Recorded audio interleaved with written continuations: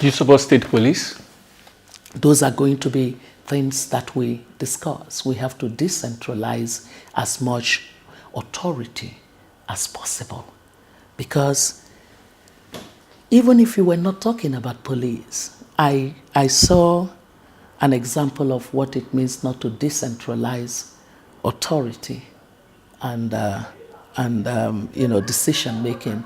I saw a bit of it in education. You know, the Minister of Education is also the head of the secondary schools, those few secondary schools owned by the federal government that we call the unity schools. And on the basis of centralized power as the head of those schools, even the basic things about school would have to be sent to me as minister to approve before the teacher in the classroom could do certain things. That's the same kind of situation you have, where you centralize issues. There are certain levels of issues of security that should happen at the local and state levels.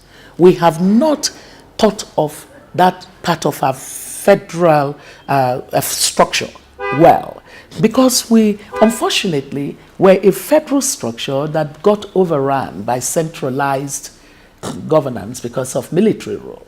And because military rule is unitary in its approach, we have ended up taking everything up.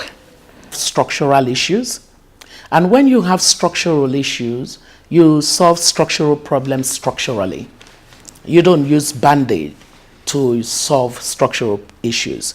So I believe that the kind of candid conversation that I would lead the country to have on the matter of restructuring would have to be driven by the economic window.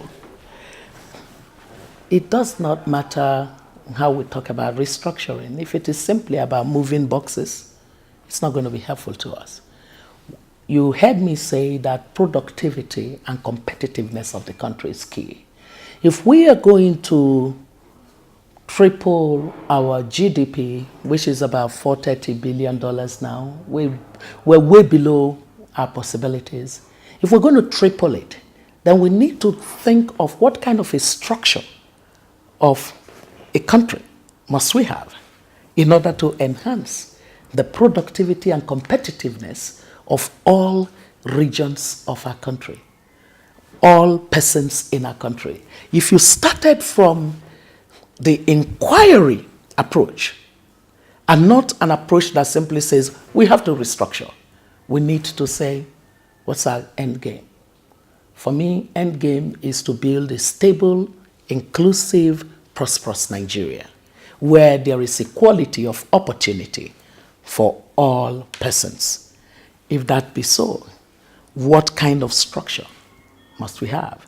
So I always approach this conversation on restructuring from the perspective that structure follows function, not the other way around.